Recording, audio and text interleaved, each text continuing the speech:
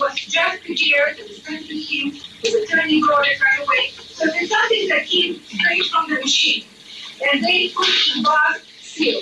Would you expect to see a very clear embossed seal on that document? Yes, you would. Do you see it here? No, it's a living image. You have to highlight over by. I can show you. Right. Very much. But it's hard to see. Next, would you, now this is supposed to be a copy of a document created in 1961, which was created on a typewriter. On a typewriter, when you type letter by letter by letter, you don't see letters encroaching on the space. That's another question, or? What's the aberrations in the typewriter?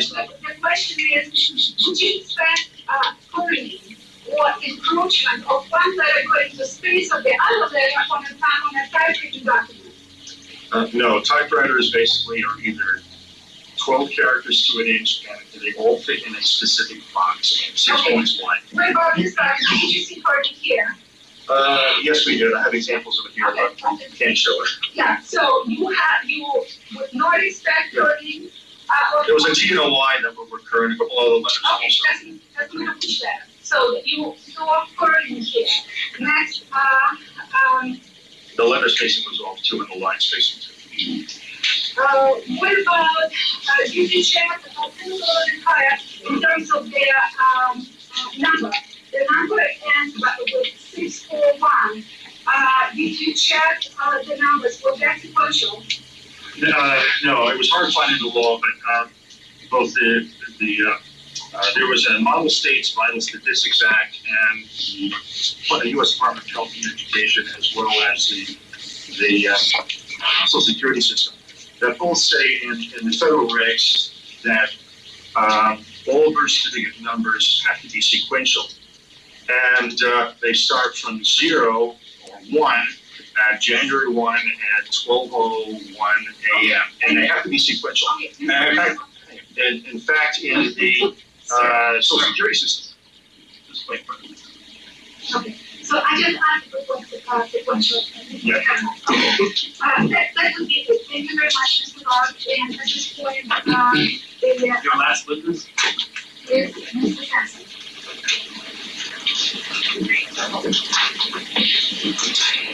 Good morning, sir. Good morning, Your Honor. How are you, sir? Very good.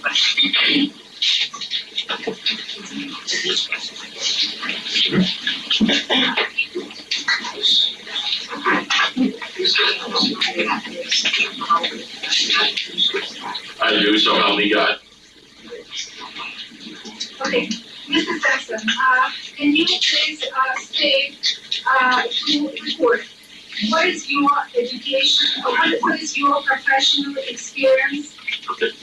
First, my full name is John. My initial last name is Sampson, S-A-M-P, Paul, S-O-N. Educationally, I received a Bachelor of Arts cum laude from Long Island University with a major in criminal justice and minor in psychology. I attended Thomas M. Cooley Law School in Lansing, Michigan for a period of 2 years. I did not graduate. And where did you work? Subsequent to that, I was a police officer in the state of New York for 18 months. Subsequent to that, I was hired by the U.S. Immigration and Naturalization Service. Began my career at John F. Kennedy Airport in 1981 in June as an immigration inspector. I received on-the-job training and classroom instruction at Kennedy Airport. My instructor was the intelligence officer for the airport, and we specialized in fraudulent documents and immigration fraud. I subsequently went into the enforcement branch of immigration 2.5 years later, and ultimately became the senior deportation officer, where I remained in New York, New Jersey, back to New York. In 1985, I moved to Colorado, and I retired for U.S. Immigration and Customs Enforcement Department of Homeland Security, which was a successor agency to INS in August of 2008. Mr. Sampson, did you testify in court as an expert on immigration and deportation? I testified before federal grand juries, administrative law judges, and deportation. Subject. I'm sorry. Because we have so little time, I just want to move on. So you have extensive experience as a senior deportation officer. When is the first time we discussed the Mr. Obama's records? November of 2009, after I retired, I formed my own consulting firm and have been self-employed since January 2009. Is that the affidavit that you provided? Yes, it is. And is that an affidavit in regards to the social security number of Mr. Obama? It's the affidavit of the number that he is using. What did you find in your professional experience and what did you find in regards to his social security number? When I ran the social security number through Locate Plus, which is a commercial database that's used by private investigators and law enforcement personnel and attorneys, the only person who was associated and affiliated with 042684425 was Mr. Barack Hussein Obama. It gave me a list of his addresses, driver's license information, other background information, possible relatives, etc. It also indicated that the Social Security number was issued in 1977 to a person residing in the state of Connecticut at the time that that number was assigned. Was Mr. Obama, did Mr. Obama ever reside in the state of Connecticut? Not to my knowledge, no. All the information and data that I have is specifically in that period of time he was residing with his maternal grandparents, Stanley Armour Dunham and Madeline Payne Dunham in Hawaii. Did you also review the birth certificate, the alleged copy of a birth certificate that Mr. Obama posted online? I've seen it and I have a copy of it, yes. Was there anything suspicious about this birth certificate? There are three issues of concern as far as I can tell. Number one, the serial number that's in the upper right-hand corner is out of sequence when compared to two other birth certificates issued to two twins that were born the day after Mr. Obama was born. These certificates were issued 3 days after his was supposedly issued.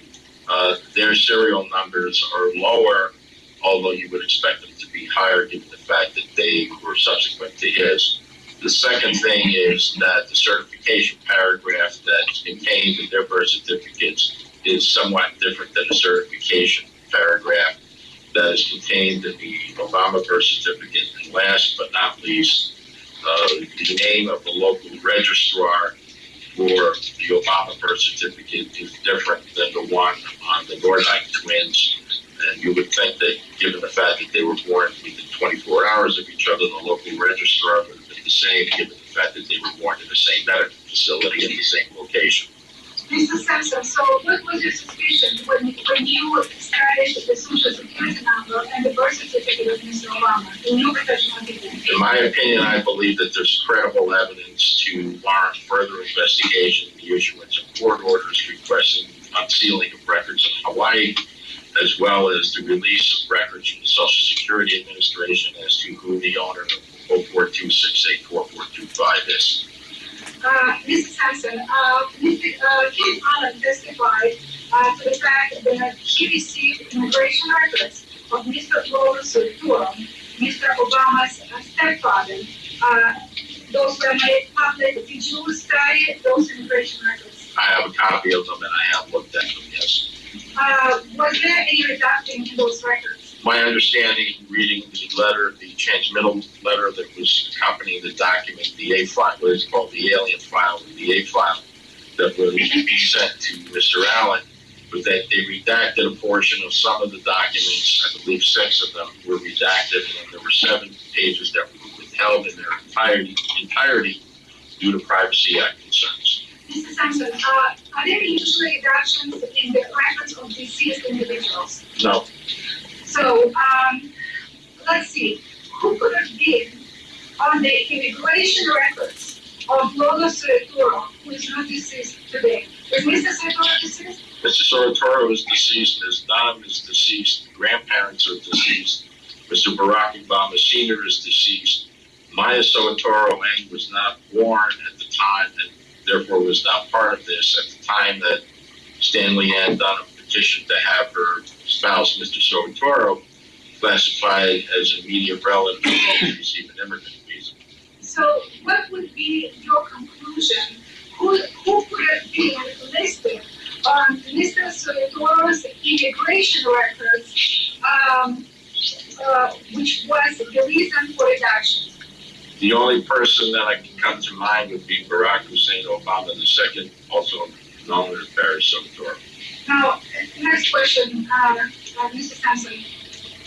In your opinion, as a deportation officer, if Mr. Barack Obama was a natural-born U.S. citizen, he had a valid U.S. citizenship, and he never lost his citizenship while living in Indonesia, would he need immigration records? Would he need to be married? No, there would be no need for him to be issued an immigrant visa. He would be considered a U.S. citizen and be able to travel to the United States as a citizen.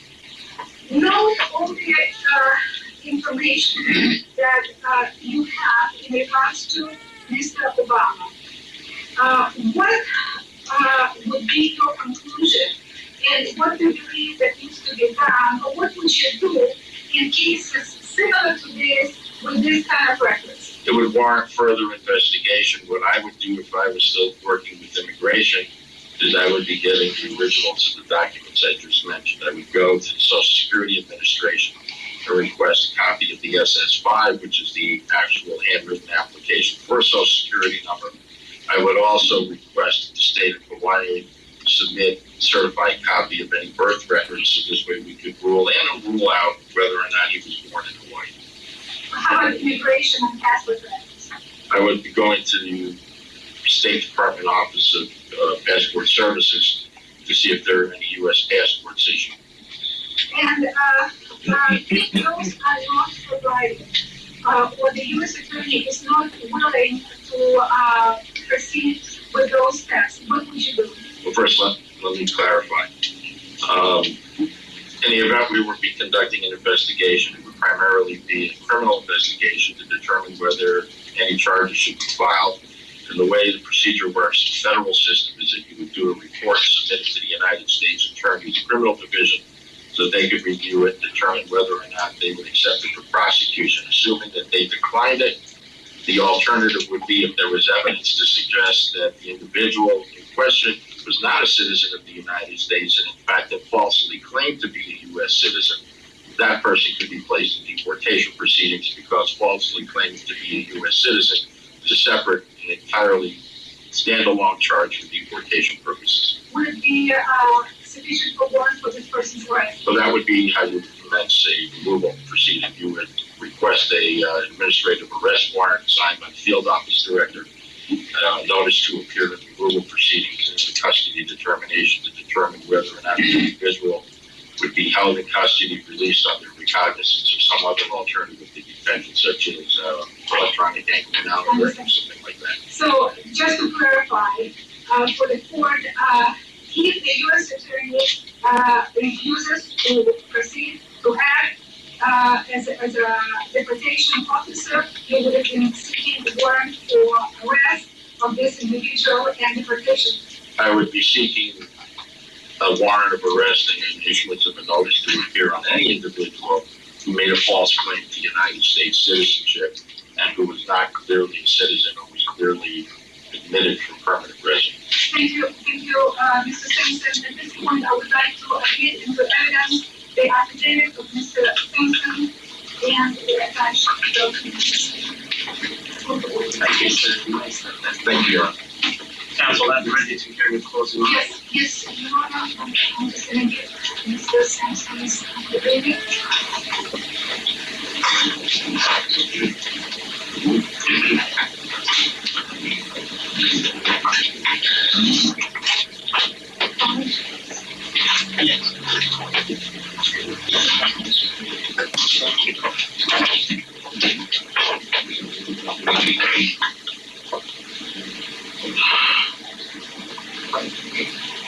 So, what do we have in this case?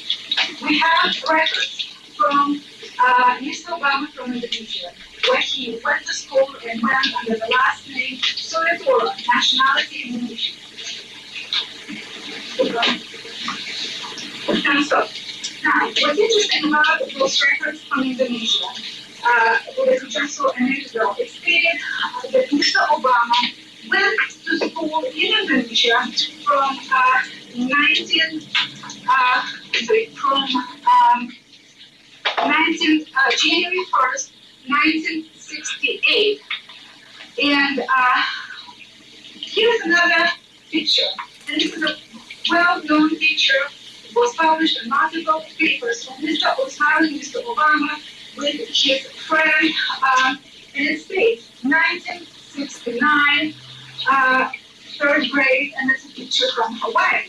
So we have two records.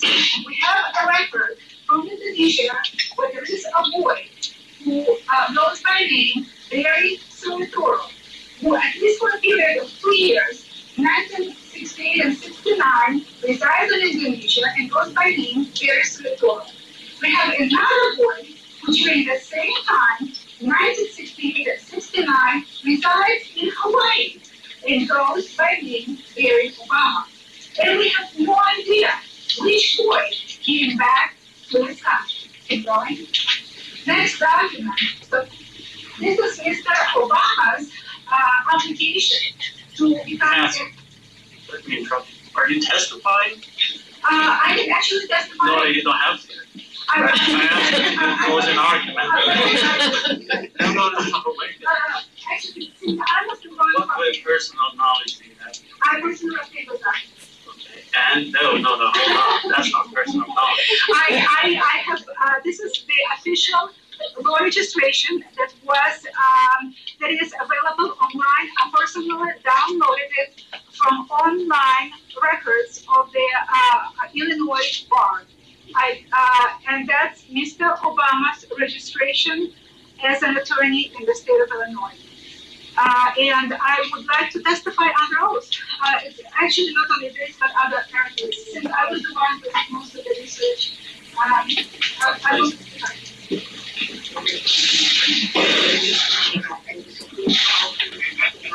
Yes, I do.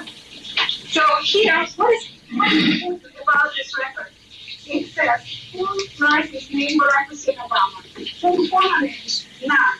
We've already seen that in his mother's records, passport records, Mr. Obama is listed by last name Soeharto. We've seen that in his records in Indonesia, he is listed under name Sumitoro. So clearly, Mr. Obama was committing forgery when he applied for this record. I actually personally contacted the Illinois bar and inquired about it. I was told that since Mr. Obama is inactive, it's not a problem. I contacted the bar again and I demanded investigation. At which time, Mr. Obama's record as an attorney was changed from inactive to not allowed to practice law. Mr. Obama has resigned from the bar. He gave up his law license, and I believe How is that relevant? So it's not a legal issue. it is relevant to the fact that he is hiding his identity under his prior names, Sumitoro and Soeharto. And we hold a whole record of Mr. Obama going to life hiding records. Next. Kathy, I'm going to ask you to submit your testimony Sure. in writing. Okay. Let's make a closing argument. Okay.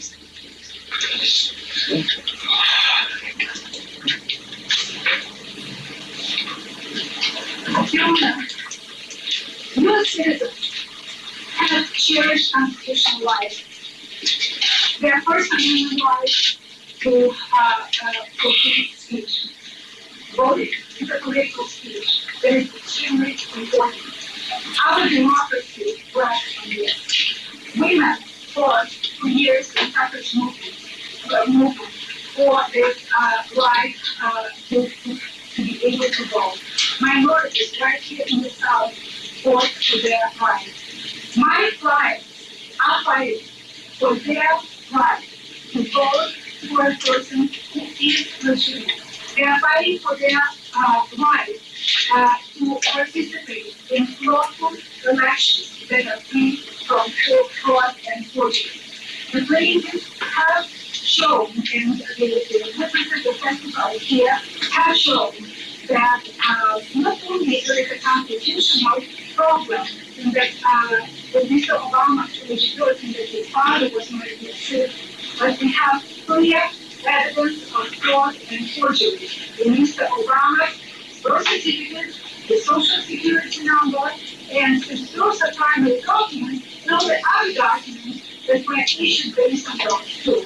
We also presented evidence showing that Mr. Obama used other last names, Soetoro and Soebarca, and we do not have any evidence of him changing his name from Soetoro to Obama, and the fact that he was a student of Indonesia, there is no evidence to show that this was changed. Based on all that about the plaintiffs submit that they proven that they met their burden of proof and that Mr. Obama should be found ineligible. Moreover, I have issued the subpoena. Your Honor, I stated to Mr. Obama that the subpoena needs to be honored, issued in here with certified documents with embossed seals to show that indeed he has a. So far, the only thing that Mr. Obama has shown is a computerized image that person created yesterday that he is posting on Martin t-shirts. Martin t-shirts are not a prima facie evidence. Not one single judge in the country has found that Mr. Obama is legitimate for presidency. All the cases are, we call it in the media, contrary statements that came from Mr. Obama's attorney, Mr. Jablonski, that the issue was litigated, it was proven he is eligible. That's fraud. It was never litigated on the merits. But one judge stated that Mr. Obama has a valid birth certificate. But one judge stated that he has a valid social security number. But one judge found that Obama is legally his name. Or that person sitting in the White House implicated Barack Obama. It was never heard on the merits. It was never heard in the court of law on the merits. And therefore, the plaintiffs are asking to rule on the merits. Also, because our representation record, I will ask your Honor for merits laboratory. I've worked for 3 years trying to get additional documents, was threatened, and without the merits laboratory of your Honor, to the person appointed in Hawaii to issue a local subpoena to the Department of Health and letter laboratory to the district court to get Mr. Obama's passport, immigration, and social security records, we would not be able to get any original records. So I would ask not only to find that Mr. Obama is eligible based on the documents that we have, but also letters laboratory so we can disclose all the original records against it or to the other states, so there will be consistency between all 50 states. And Mr. President has stated, if it wasn't anybody else, it would have gone to a one-time license determination. We are all equal under the law in this country. A full person in the courthouse or a president in the White House are all equal under the law, and I'm asking you all to also hold Mr. Obama in contempt of court due to the fact that he was issued and he intentionally misrespected judicial rights. Thank you all. Thank you very much, counsel. May I have your exhibits? Yes. Yes, please.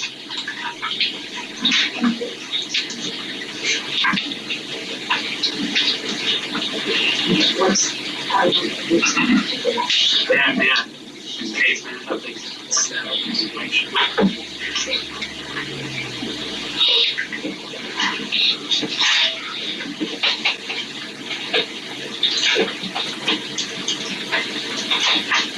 Thank you very much. This concludes the hearing. Have a good day.